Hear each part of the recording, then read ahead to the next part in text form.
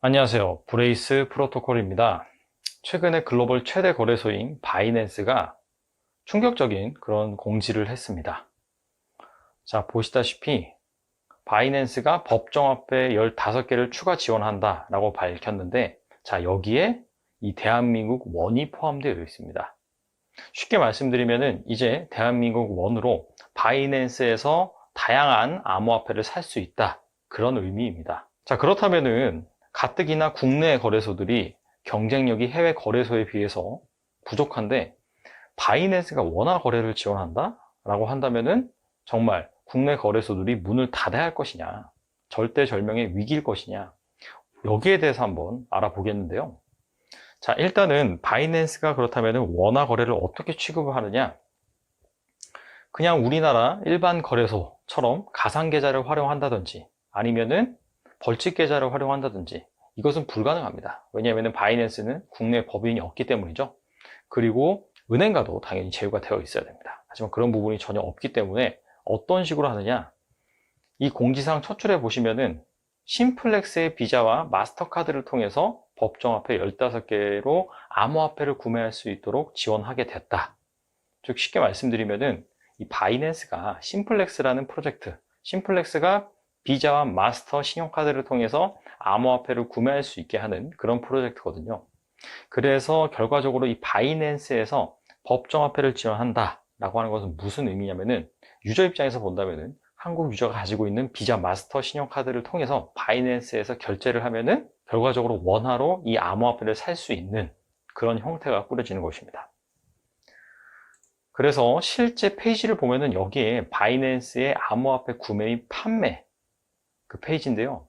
보시다시피 자, 매수를 클릭을 하고 그 다음에 KRW로 법정화폐를 정한 다음에 여기에서 뭐 구매할 금액을 입력을 하고 뭐 BTC라든지 아니면 ETH 등 다양한 암호화폐를 구매할 수 있게 만들어 놓은 그런 화면입니다.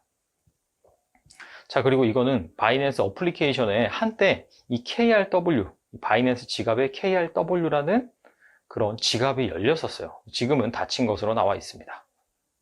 자, 그래서 아무튼 간에 이 바이낸스가 이 원화 거래를 본격적으로 지원한다 라는 그런 강렬한 인상을 심어줬습니다. 자, 그렇다면은 정말 이 바이낸스가 원화 거래를 지원을 해서 원화로 암호화폐를 살 수 있는 그런 옵션을 지원을 해서 정말 국내 거래소들이 큰 위기를 맞았느냐?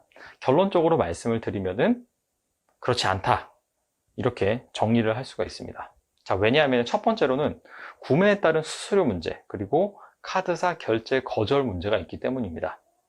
자, 이 글은 머니넷 커뮤니티 게시판 바이낸스 신용카드 결제 시 발생하는 수수료라고 해서 한 유저가 실제로 비자 마스터카드로 바이낸스에서 암호화폐를 산 그 후기를 적어 놓은 것입니다. 자, 이 글의 핵심은 무엇이냐면은 수수료가 너무 많이 든다.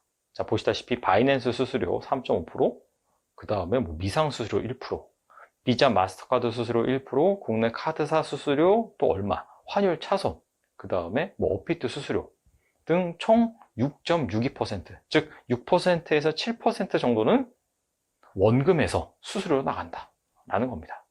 자, 그리고 더 나아가서는 어떤 문제가 있냐면은 결제를 했는데 해외 결제 거절 메시지가 발송이 됐다. 자, 그런 내용이고요. 당사 카드로는 가상화폐를 구매할 수 없다 라면서 이렇게 상담사가 연락을 왔다라고 합니다.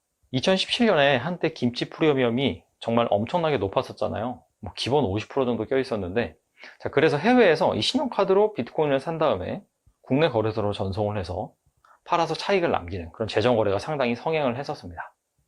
자, 그때 당시에 이 신용카드를 통해서 비트코인을 사는 수요가 점점 많아지니까 정부에서는 이 카드사를 압박하기 시작했죠. 자, 그래서 이 카드사들이 2018년 초에 웬만한 이 가상화폐, 암호화폐를 거래할 수 있는 신용카드로 그런 사이트들은 다 막아놨어요. 자, 그래서 보시다시피 바이낸스 같은 경우에도 마찬가지다. 바이낸스에서 카드로 암호화폐를 결제를 하면은 웬만한 카드사 같은 경우에는 이 거절 메시지가 발송이 된다. 자, 그렇다 하더라도 뭐 어떻게든 결제가 가능한 그런 카드로 바이낸스에서 암호화폐를 결제했다라고 해요. 자, 바이낸스에서 암호화폐를 결제할 수 있을 상황은 어떤 상황이냐면은 김치 프리미엄이 최대 한 10% 정도는 붙어야 돼요. 자, 그래야지 이런 6%에서 7%에 달하는 수수료를 감당을 하고 바이낸스에서 사서 이득을 볼 수가 있겠죠.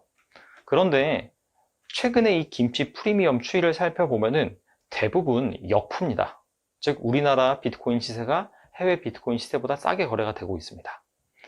최근에 코인이 약간 코인 가격이 급락을 하면서 이 김치 프리미엄이 순간적으로 한 1%까지 오르긴 했으나 보시다시피 전반적으로 이 역푸를 형성하고 있었기 때문에 다시 코인 가격이 오르면은 역푸로 전환할 가능성이 높습니다. 자, 그런데 앞서 말씀드린 것처럼 바이낸스에서 비트코인을 사서 이득을 보기 위해서는 최소 김치 프리미엄이 10% 정도는 돼야 된다. 자, 그런데 보시다시피 상황은 그렇지 않다. 이렇게 볼 수가 있겠고. 자, 두 번째 문제는 무엇이냐면은 바로 외환거래법에 문제가 있습니다. 자, 우리나라에서 해외로 송금할 수 있는 그런 규모가 얼마냐면은 미화 5만 달러입니다.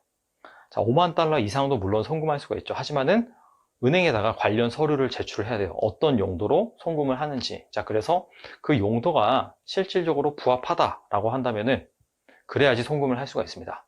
근데 만약에 가상화폐를 사기 위해서 5만 달러 이상을 송금한다? 당연히 송금이 안 되겠죠. 아니, 이건 카드 결제잖아요. 송금이랑 다른 문제 아닌가요? 자, 그렇게 생각할 수가 있는데 카드 결제도 역시나 이 스위프트 망 시스템을 사용하는 겁니다.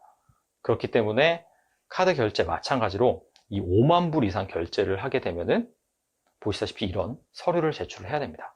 그리고 5만 불 뿐만 아니라 연간 송금액이 미화 1만 불 이상을 달성을 했을 시에는 국세청에 자동으로 통보가 돼요. 자, 그렇다면은 나중에 조사가 나올 수가 있겠죠. 그리고 건당 5,000달러 상당액 초과시 같은 경우에는 금융감독원에 통보가 됩니다. 그러니까 나중에 무슨 문제가 있으면은 다 걸리는 거예요. 이런 부분이. 정부에서 당연히 이 암호화폐를 사기 위해서 해외로 돈을 송금한다는 것 자체를 싫어하기 때문에 잠재적인 그런 리스크를 안고 가는 것이다. 자, 그래서 결론은 바이낸스의 KRW 거래 지원 런칭은 파급 효과가 그렇게 크지 않다. 첫 번째는 수수료가 너무 많이 나간다. 두 번째는 역시나 이 외환거래법의 이슈가 있기 때문에 유저들이 큰 금액을 신용카드로 결제를 해서 거래를 할 수가 없다. 자, 그런 문제가 있고요.